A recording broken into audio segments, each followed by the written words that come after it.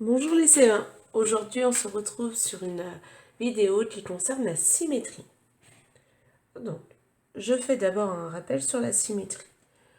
Alors la symétrie, ce sont deux images que l'on voit en effet miroir. Donc quand on les plie, elles se superposent. Donc il faut les plier sur un trait. Et ce trait, il s'appelle l'axe de symétrie. Donc elles sont en effet miroirs l'une par rapport à l'autre, gauche à droite, en haut, en bas. On peut aussi travailler sur cet aspect de symétrie dans un quadrillage. Donc, ce qui est à gauche est mis en effet miroir de l'autre côté. Et c'est superposable. Donc aujourd'hui, on va apprendre à reproduire une figure par symétrie dans un quadrillage. Donc, je vous propose la figure qui est à gauche. Et on va la reproduire à droite de l'axe de symétrie.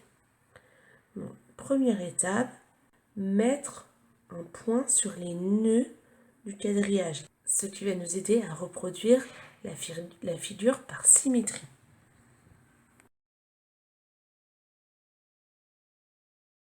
Donc, il faut marquer tous les points. Quand vous avez fini, vous prenez votre règle. Alors, on va d'abord compter le nombre de carreaux de l'axe de symétrie jusqu'au nœud. Et en fait, de l'autre côté, on va reproduire cet écart. Donc ici, pour le premier nœud, c'est 1. Donc de l'autre côté de l'axe de symétrie, je vais aller mettre un point. Deuxième ligne, j'utilise ma règle. Donc là, je compte l'écart, il y a 2 carreaux. Donc je repars de l'axe de symétrie et je compte 2 carreaux pour aller mettre mon point. Et je vais continuer tous les points que j'ai mis sur ma figure.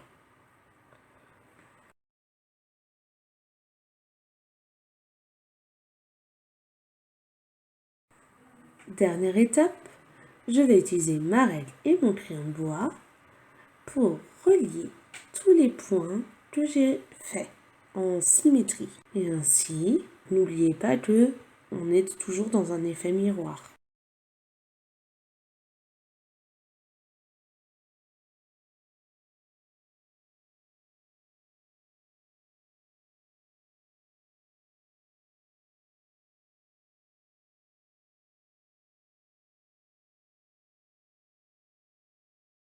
Bon, on se fait un petit rappel de la vidéo.